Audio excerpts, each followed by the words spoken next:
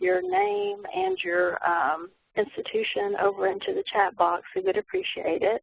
And if you're watching with anyone in your office, please type that person's name in as well. That way we'll know who's here talking with us today about budgeting for grants.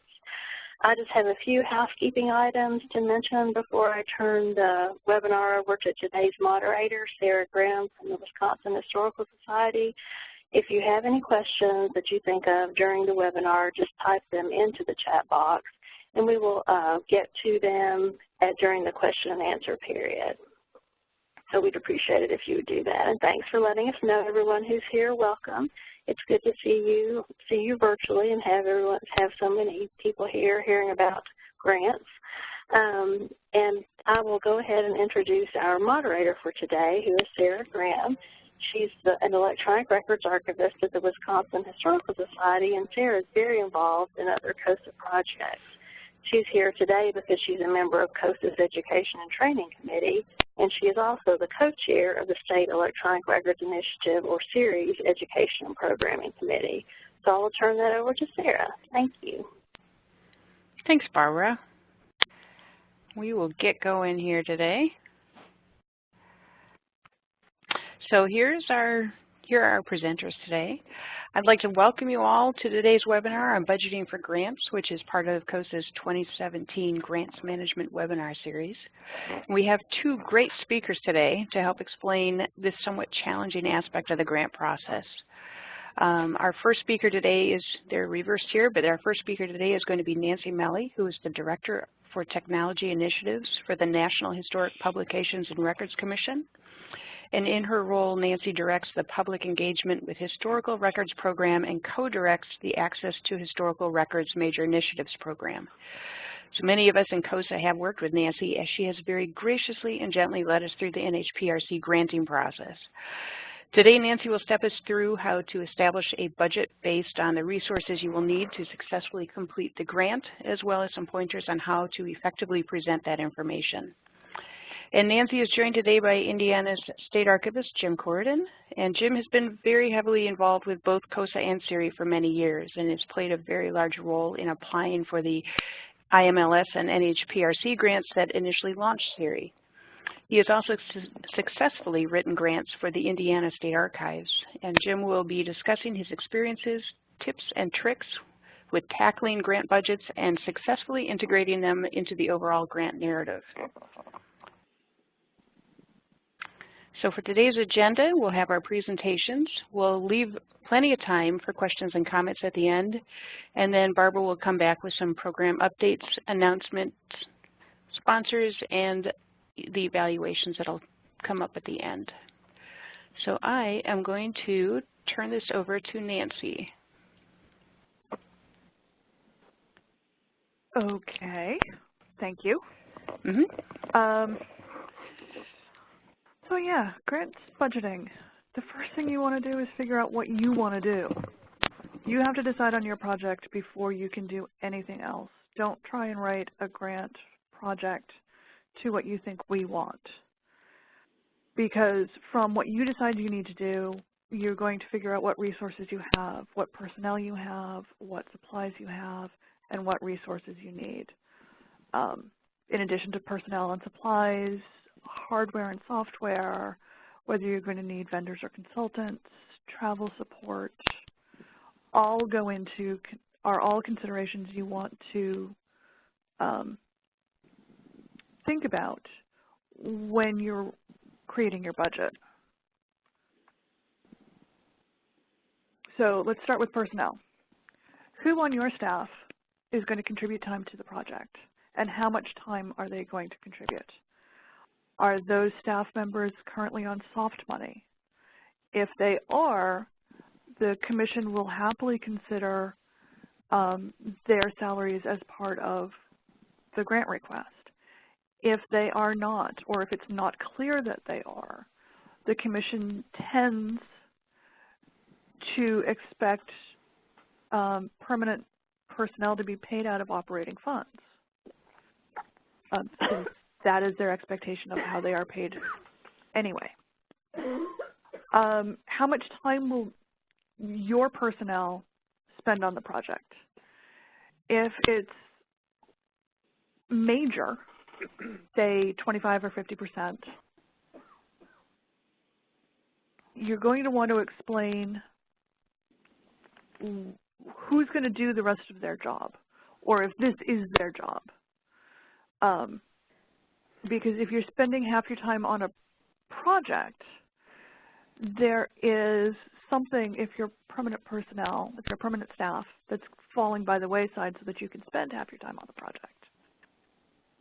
Do you need additional staff? Do you need a project archivist? Do you need a project assistant? Do you need a digitization specialist to work in-house? How many? Are you going to use students? Are you going to use grad students? If you're using students of any kind or recent graduates, well, really any of your project personnel,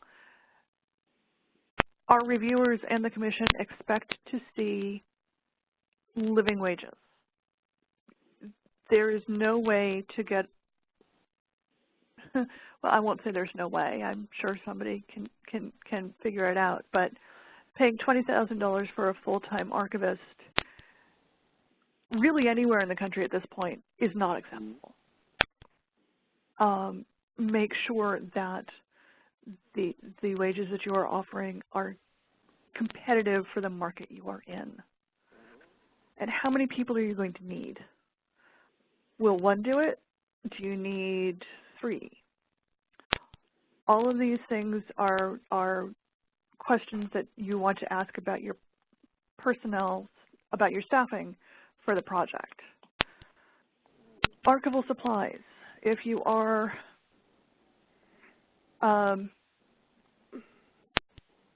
processing analog records, what level are you processing at? Are you just doing a box level or are you doing folder level? How big are the collections? Can you estimate how many boxes and folders are you going to need and what sizes? Do you need specialty items? How much of this do you already have? How much of it do you expect to have in your normal course of business? And how much of it do you need some extra help purchasing because it's an unusually large collection, or because you don't usually go through that much in supplies for a single project, a single processing project. Computer hardware and software. Do you have enough workstations for your project staff? If you're going to ask for workstations for everybody that's working on the project, make sure you explain why. Don't just assume that you can get new computers for everybody because you're writing a grant proposal.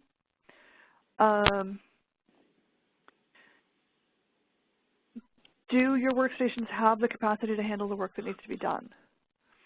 If the software you're purchasing has subscription fees, can you afford to keep up the subscription fees after the project ends?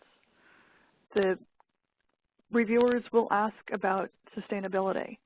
So if you are buying software that needs to be supported after the project,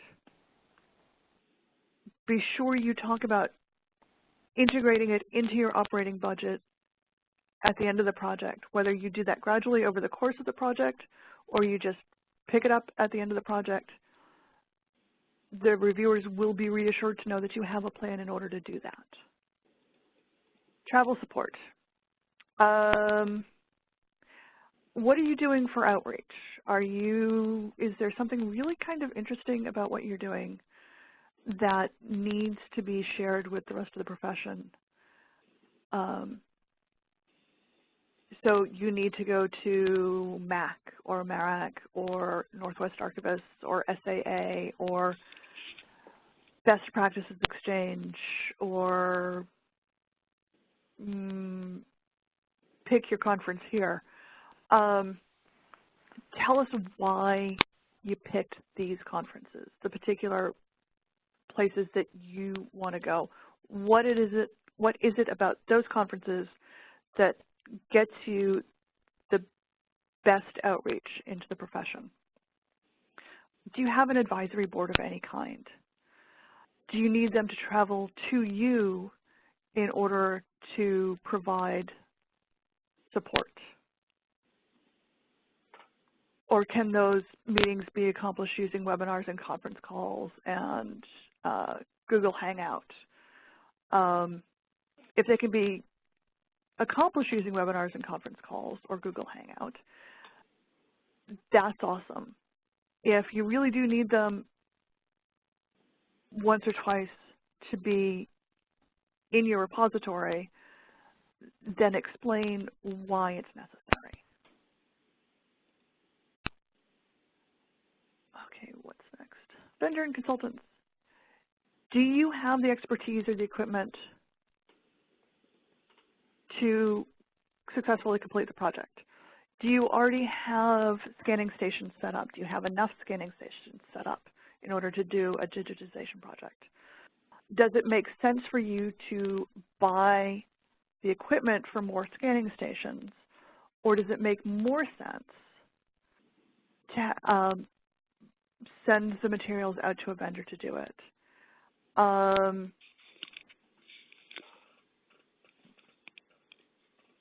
Do you need someone with a lot of electronic records experience to help you get Preservica or Archivematica set up, or one of the others that are being developed now? Or is there a staff member that you have who can develop or has developed that expertise and can walk through setup with minimal consultant support? All of these things are ideas that you want to keep in mind while you're designing your budget, and then making sure that those requests are anchored in your narrative. If for whatever reason you can't talk about it in your narrative, make sure that there's a budget narrative so that the reviewers understand why you're asking for the support you're asking for. And as I just said, explain your choices, anchor your budget items. And if you've already chosen a vendor or a consultant because you've decided you need one, include the supporting documentation, project estimate or other estimate provided by the vendor. If you haven't chosen a vendor or consultant yet, discuss the selection criteria by which you will choose your vendor or consultant. Include an RFP if that works for you, but give the reviewers and the commission some understanding of how and why the vendor or consultants are going to be chosen or have been chosen.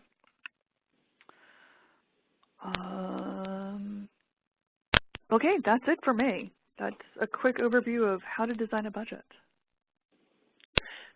Thanks, Nancy. This is Jim. So I'm going to get into some tips and tricks and that kind of stuff. So if we could go to the next slide, please. I would pass it over to you, Jim, but I'm not sure I know how to do that anymore. That's all right. It moved, so I'm happy. That's good because I don't know how to do it. So one of the things that I have learned in doing grants multiple times, and especially when they're collaborative or large, usually when you're dealing with a large grant, six-figure grants or higher, they're usually written collaboratively, or oftentimes we have found, at least with the CoSA or even here in Indiana, there'll be multiple people involved with developing the pieces of the grant or parts of the narrative or whatever.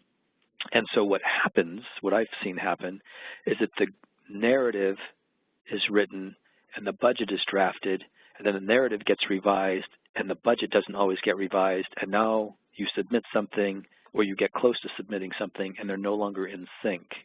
And so whether you start with the narrative or you start with the budget, just make sure that you make sure those two things ultimately come together in the end, because there's nothing worse than having a budget that no longer matches to the narrative, or more likely the narrative says we're going to do A, B, and C, and the budget only includes A and B, or worse yet, the budget includes A, B, C, and D, and there is no D in the narrative.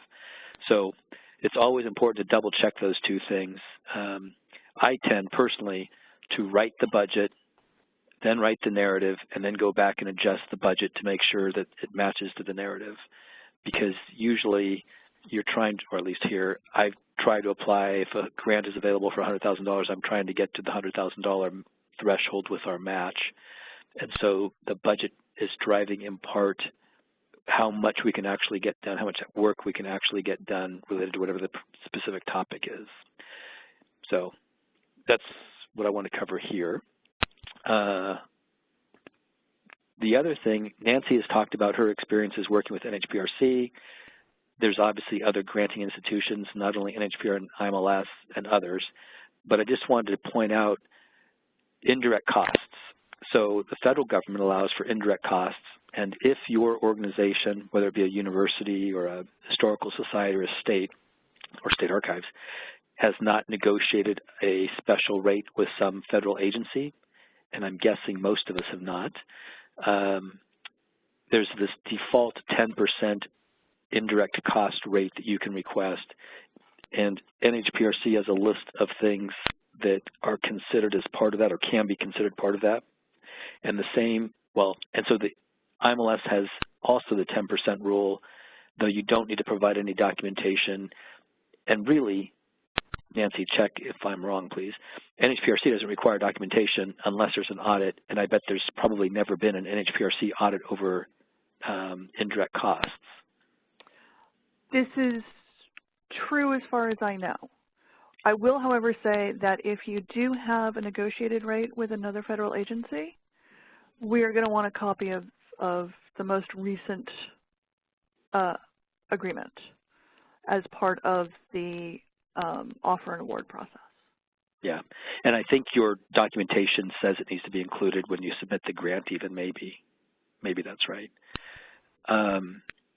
But here I think that one of the issues is make sure you include this, because that indirect cost can be counted as part of your match.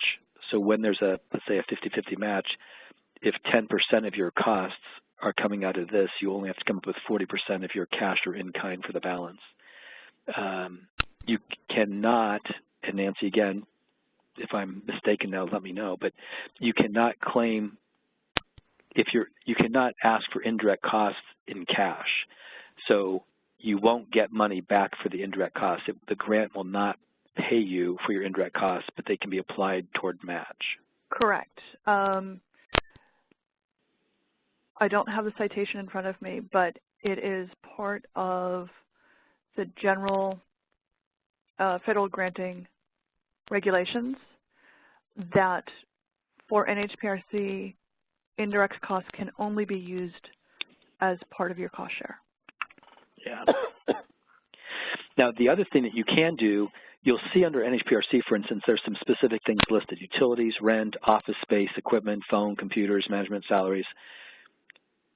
Just because they're listed there, if you can cleanly break them out, and let's say you're going to dedicate an office for a grantee and that space is specifically designated for this grant, you could say there's $1,000 a month, I'm just making up a number, for rent, and apply it as a line item in the grant budget instead of as an indirect cost.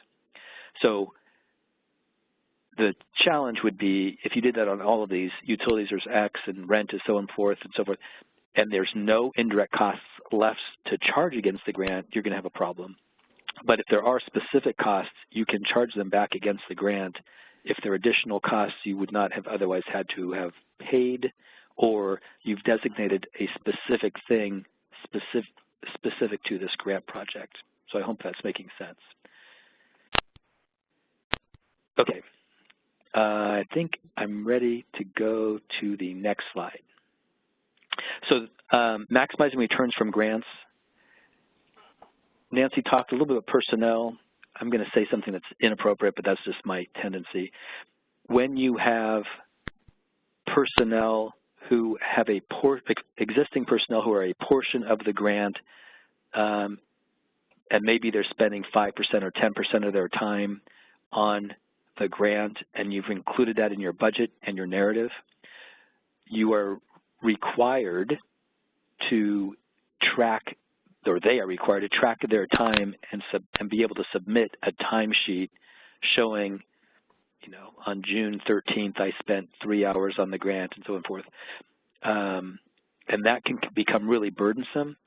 So make sure that if you're designating people as part of the match, that there's enough time there to make that worthwhile for the person, because it becomes a real burden to do that if they're truly tracking it correctly. And Nancy, do you want to make a comment about that? Since actually, I think that's a great point. It's not something I frankly have thought about, but yeah, if you get somebody who is going to be spending 3 or 8% of their time on a grant, federal regulations do require that you keep track of that time. And part of the offer and award process here at NHPRC includes detailing how that time is going to be kept track of. So there is a breaking point, I think, at which it is not worth having someone spend 3% of their time on a grant if someone else can pick up that work and get themselves to, say, 15%. Right. And you might have noticed on the slide before this, they talked about indirect costs, and one of them was management administrative oversight. And a lot of times those 3%, 5% are managers, and it may be that the actual cash value of that would be more than the 10% there with everything else included, but it does just become a burden to really track all that.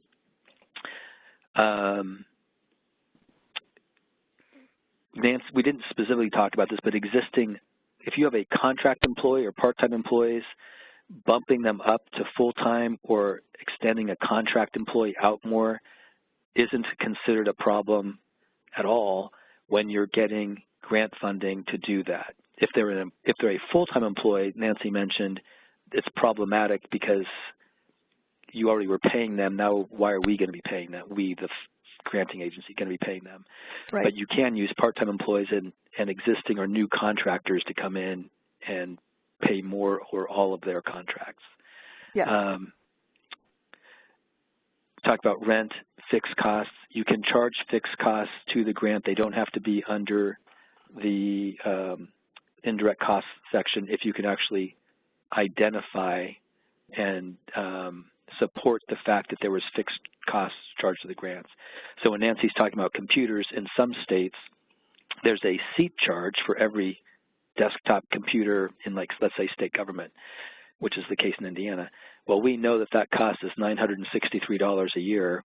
So if we have to get an additional computer,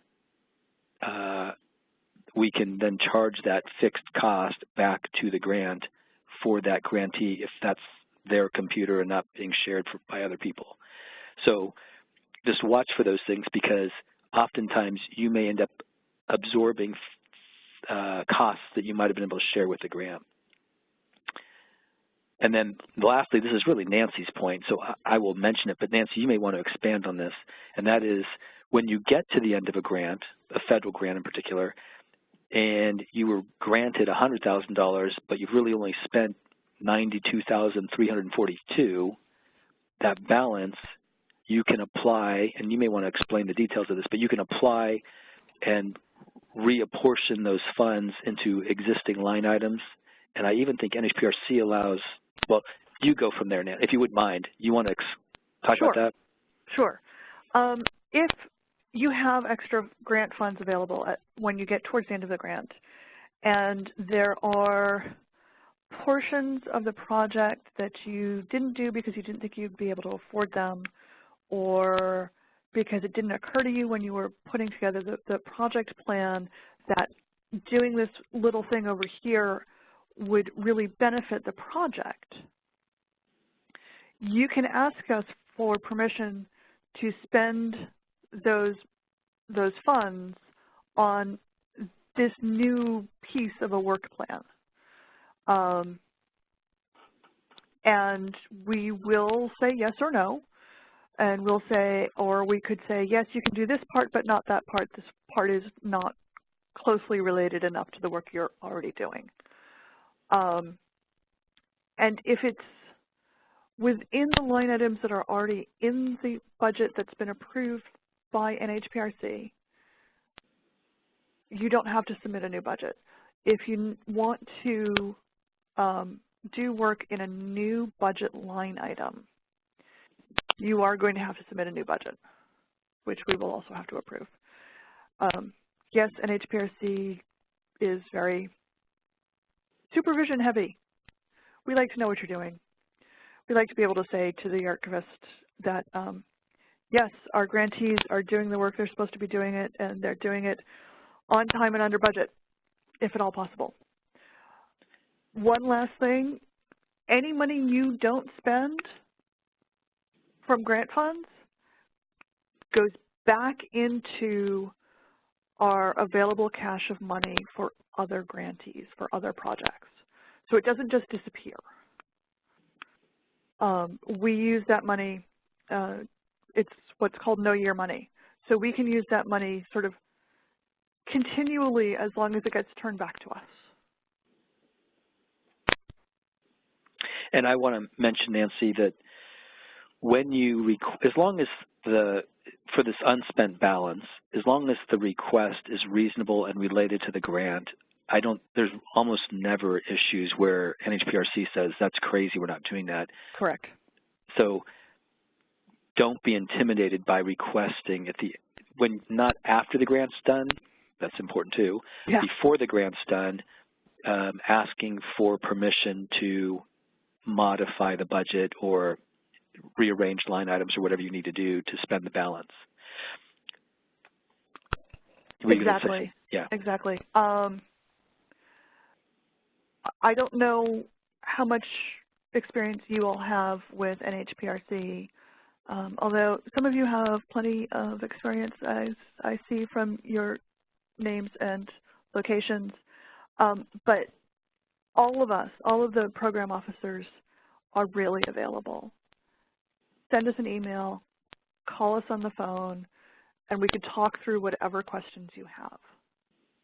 And one last thing that's not on this slide, and it's not a very complicated process, Nancy, please chime in, extending the grant. So you've gotten a 2-year grant, something occurs, or something's taken longer than you anticipated, or there's some hitch, something has happened that causes you not to probably be able to finish on the time frame that was originally instituted in the grant. You can request a no-cost extension, which will generally be granted as long as it's not, well, we had too many other things to do and didn't get to this. That's not a very good excuse. But I think all the federal granting agencies generally will provide a no-cost extension as long as it's reasonable. Did you want to talk on that? Sure, yes. This is absolutely true. We will provide a no-cost extension of time as long as it's reasonable and you can explain what you will be doing during that period of time. It has to be at least a month because federal grants must begin on the first of a month and end on the last day of a month. The Commission prefers not to do extensions for more than a year. It's happened, but they really don't like it. So if you need an extension for, say, 3 or 6 months, as long as you can provide a work plan for those 3 or 6 months, we are generally very, very happy to give you that extension. And Nancy keeps talking about the Commission and NHPRC, but in reality, IMLS, NEH, almost all those federal granting agencies are following the same general OMB guidelines, and there's going to be specific things that each of them do separately. So you couldn't do not take an NHPRC grant budget and use it to apply for an IMLS grant. That'll be a disaster. You'll need to look to see what the rules are. This goes back to elementary school. Read the instructions first and then start so that you know what the parameters are for cost share, for indirect costs and so forth. But the premise of all of these things are the same, so that's why what Nancy's telling you can really be expanded out against almost any of the federal granting entities. Do you disagree with that, Nancy? I do not. Trying to get you to debate with me. Okay. Sorry. Just kidding. There's no debating today.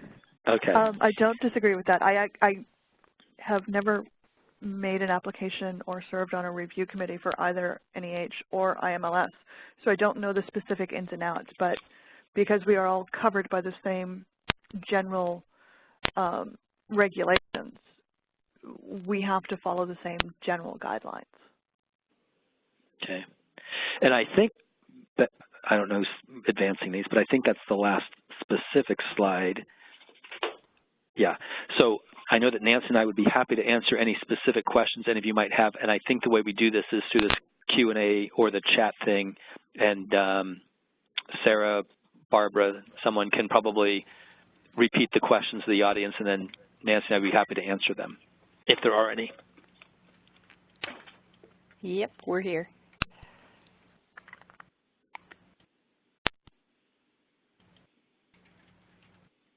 I think the good news, Nancy, is that we have covered everything to perfection. That's correct. Nobody has any questions anymore. Becky Katz has a question. She's just wondering what soft money is from slide 6. Soft money is personnel who are granted or who are supported by grant funds or other funds that are not part of your regular operating budget.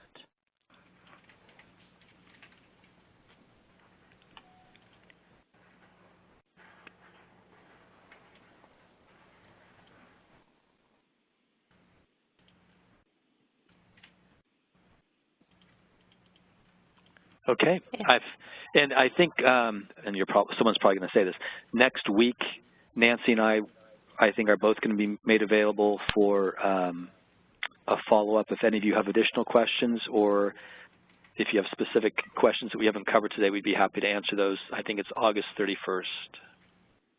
Yes, it's a week from today. Oh, Barbara wants to know about egregious errors that I see in a budget over and over. I don't know that any of them are egregious, but, oh, well, actually there is one. Asking for equipment that you don't necessarily need, like asking for new computers for your entire staff, whether or not they're working on the project, or asking for a $40,000 scanner when you don't really need it. Little known fun fact, federal granting agencies, at the end of a project, if you purchase equipment that is more than, I think it's $5,000, can ask for the equipment, and you have to give it to them. We've never done it because we don't really have any use for it, but it's something to keep in mind. And Nancy, when you were talking about soft money and putting staff on soft money, Becky Katz is asking if you could repeat what you said during the presentation. Sure. The commission does not like to pay for salaries and fringe benefits of permanent staff. In other words, staff who are in your operating budget. So if you have staff who are on contract or who are supported by other grants, and say you have a project archivist who came in and you wanted to keep that project archivist, well, it came in through another grant, and you wanted to keep the project archivist, but you didn't have the operating funds, finding another project and applying for funds to support the project archivist, because that archivist has never been, oh, this is getting way complicated, but if you have an archivist who's never been part of your operating budget, but you want to keep on staff, that's a person that you can ask for grant funds to support. Just make sure that the reviewers and the commission understand that the position is not part of your general operating budget. So it may be that they were paid by fee income or something. Right. And so they're a little bit more at will than they're a permanent staff person. Right. Yeah. There's also, Ann Ackerson has asked if I could talk a little bit more about starting a grant with the budget, which probably seems like that doesn't make any sense, which is probably why she's asked me to talk about it. What I have done in the past, you know what you're applying for as far as narrative. It may not be written out, but you know what the topic is. So let's say it's a grant for electronic records. So I'll go through and I'll say, well, we need 2 principal investigators to do the research and to develop things, and a contractor to develop software, blah, blah, blah. And so I go through the budget first so that I can figure out, well, how much is the grant really going to support, and how much do I have to come up with, and is it feasible for us to come up with that much in match? And that's how we have, so we start with the budget to see if it's how it's going to pan out. Because if it turns out I can only afford 1 principal investigator, but I've written the whole narrative for 2 and I've split out all their duties, and then I have to go back and rewrite all of it again, that's the kind of stuff that I'm trying to avoid by starting with the budget first, then going back to the narrative, and then revising the budget. And you can do just the opposite. You can start with the narrative, write the budget, realize you can't do everything based on the budget, and then review and revise the narrative. It depends where you want to start. And I would add that I think it's really part of your project design workflow that you need to figure out what you need in order to do the project, which is why we want you, at least at NHPRC, to know what you want to do before you try and fit something into our requirements. Know what you want to do, and then look at our requirements, and if our requirements don't match it, go look at NEH or IMLS and find the granting program that will match what you want to do, as opposed to picking a granting program and then trying to design a project to fit into that program. Yeah, that's a really valid point. This is Barbara. I'm going to ask you a question, not via the chat box, but by talking. But could you all talk a little bit about how you plan for the beginning of the grant, how you say you have a grant and you're going to start it on October 1st, but you have to do a lot of pre-planning before the grant, and that's not really cost share. How do you factor that into the grant budget?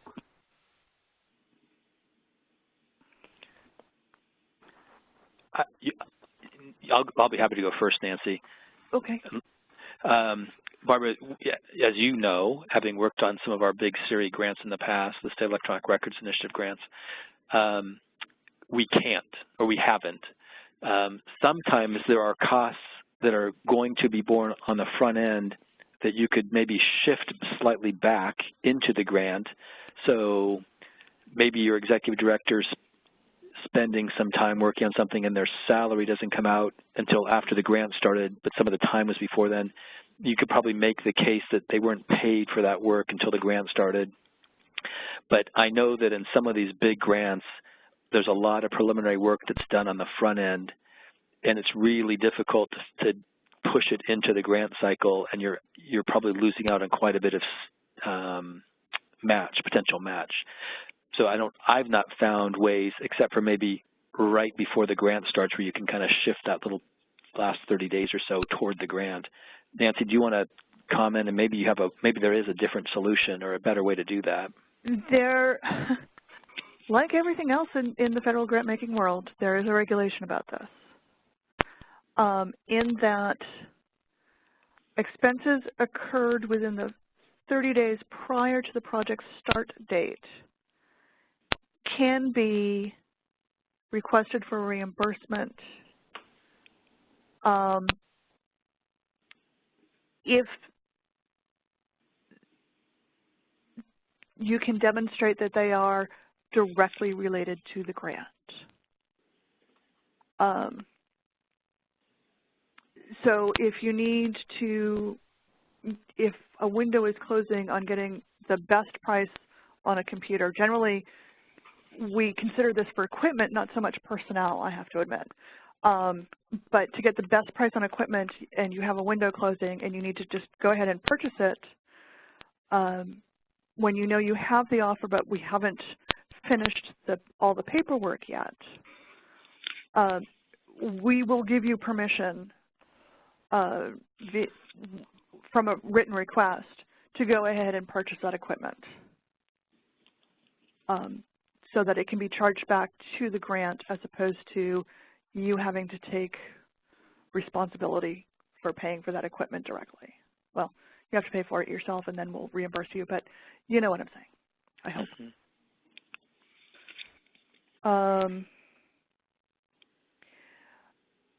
I imagine, and to be honest, I don't know that I've ever thought about it explicitly, you can do the same thing with personnel. And I think usually what's happened, at least from the Council of State Archivists perspective, there's been the issue's been around the amount of match that's lost because there's all this prep work being done and it's never been applied, or we've had difficulty figuring out how to apply it versus a physical commodity or actual reimbursement. So it's good to know that both of those are possibilities depending on how this plays out. I believe so, yes. Yeah. Barbara, no more tough questions. Sorry.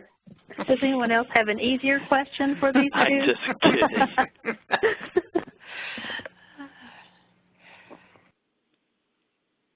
Well, great. I know that Nancy and I both appreciate having the opportunity to talk to you a little bit about grants, and if you do have more questions down the road, I'm sure you can email either of us, and also next week we'll be on that follow-up call. Yes.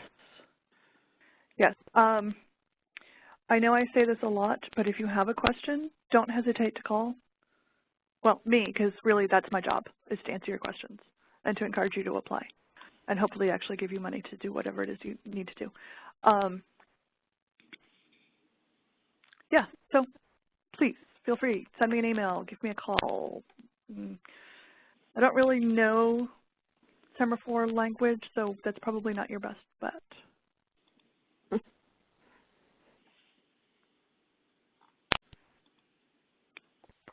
Okay, thank you, Jim and Nancy. We appreciate all the good advice and assistance that you gave us today, and we probably will be calling you Nancy. We know how that goes.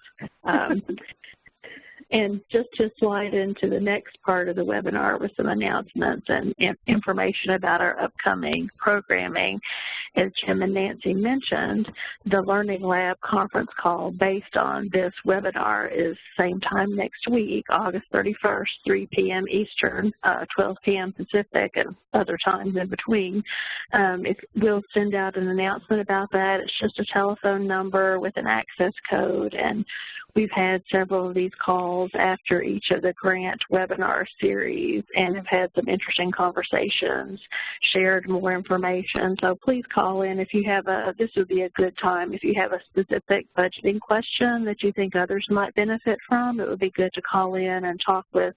I know Jim has committed. I think Nancy might be available, but we will have several people there to help answer your call. So please plan on calling in next week. It's a little bit easier probably also to ask questions on the conference call than to type it into the chat. So that'll give you a good opportunity to discuss budgets with Jim. The following webinar for September, our member webinar is the Shrab Town Hall, and we'll be hearing from Dan Stokes at NHPRC. We'll have some follow-up on our updates from the State Board Symposium in Boise. We talked through several ideas for process improvement for state boards and communication. So Dan will be here next month to talk with us about that. The following month, we have the last of our budget of our grant webinar series, Managing the Unexpected. So that's going to be a pretty interesting webinar to talk about what happens when you're not able to do what you said you were going to do, or you have surprises, or your staff leaves. How do you manage things that you hadn't planned for? Lizette Pelletier from Connecticut and Shelley Thompson from South Dakota are going to be our presenters in October. And they'll also be with us the following week for a Learning Lab conference call. So please put all those on your calendar. You can also go to our website and pre-register for the webinars so that you can get those on your calendar already. And as if we didn't have enough webinars, we thought we would add another webinar series where we would learn some from our corporate sponsors. We're calling this Shop Talk, where we're going to have our various corporate sponsors tell us about some of their innovative projects, their technology projects. Family Search is going to be our first presenter in November, and we'll be sending registration information about that and also information about upcoming Shop Talk webinars. And I'll just caution, this is not a sales pitch at all. This is going to be something where our corporate sponsors are going to share with us information about some of the technologies that they're using. I think Family Search is going to talk about some of their crowdsourcing projects, so I think that'll be pretty interesting, and we'll be getting information out to you all in time for you to register in the next month or so. We also have several events that are upcoming just less than a month from now. The CoSA and NHPRC are co-sponsoring a symposium, Government Email in an Age of Risk, at the National Archives. It's an invitation only to states and federal government agencies that have been working on email projects. So far, we have 6 case studies that we're going to discuss, all from state archival agencies or agencies that are working with state archives. And out of this symposium, we're going to share the case studies after the symposium is over and look at some solutions for what we can actually do to work on government email together. And there are 2 meetings upcoming that are of interest to most of us. The NDSA, the National Digital Stewardship Alliance, is meeting in Pittsburgh in October, and the Best Practices Exchange is in Boston in November, hosted by the Massachusetts Archives, among many other institutions. And if you need more information about that, let us know. BPE has just, I believe, closed the call for proposals, and we should be hearing soon what the program is going to be, but we know it's going to be good. So be sure to try to attend that if you can. We have so many state archival staff who usually go, so it really would be a good place to go and exchange best practices. One of the funny things, Veronica just told us the program committee met yesterday, and the program is awesome. So there you go. Plan on attending. There are also a couple of announcements for everyone. As most of you know, Ann Ackerson is regrettably going to leave us at the end of this year, and there's an executive director search being conducted. Applications are due in just a few weeks on September 8th. If you need more information about that, there's information on the CoSA website, and it's also been pretty widely advertised, so you can also just search in your Google search box, CoSA Executive Director Search, and you'll find it. We also have a SERI participation survey that we've sent out through the SERI mailing list and the CoSA mailing list. We're trying to update our communications with all state electronic records staff or any of your staff who work on electronic records and digital preservation.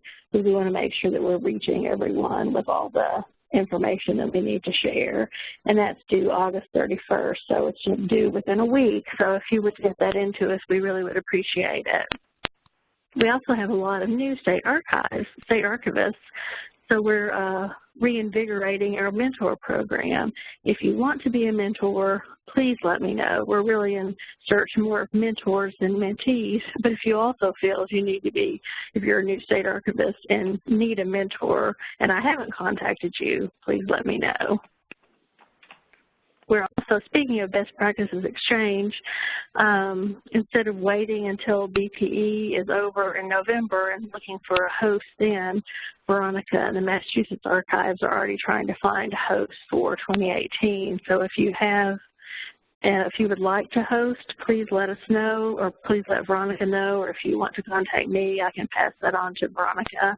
But in most of the states, the state archives has been pretty instrumental in helping host BPE, and it's a great experience. So please consider it. It really would be a good boon to your agency to host such a great conference. We also want to thank our corporate sponsors.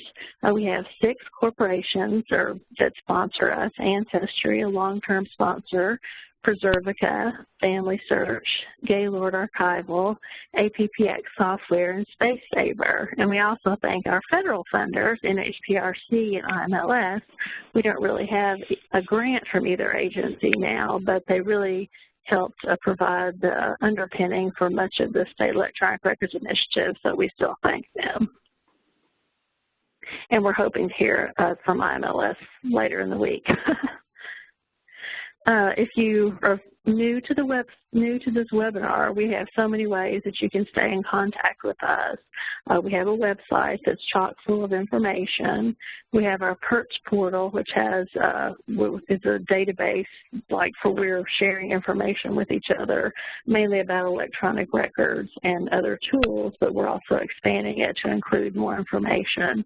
We're on Twitter and Facebook as well, so you can find us there anytime, 24/7. So please be sure to follow us on both places, and if we don't regularly retweet or share your Facebook posts, send me an email and let me know so that I can make sure that we're following you. And we have a webinar evaluation, and there's no real excuse for you not to do the evaluation today since we're going to get finished just a little bit early, thanks to our great speakers giving us so much information that was packed in, chock full of information. But please do, when you exit the webinar, you'll be taken to this survey, and we really would appreciate your feedback. We want to know what we can do better and what kinds of things you're interested in hearing about in the future. That's particularly important now as we're looking at the webinars for 2018. So if you have any suggestions, please be sure and add those in for us. We do appreciate you joining us today. Thanks for staying here and listening all the way to the end, and also thanks for completing the evaluation. Thanks again to Nancy Melley from NHPRC and Jim Corridan from Indiana for such a great presentation. Thanks again for joining us, and we will see you at the Learning Lab conference call next Thursday, August 31st. Thank you. Bye-bye.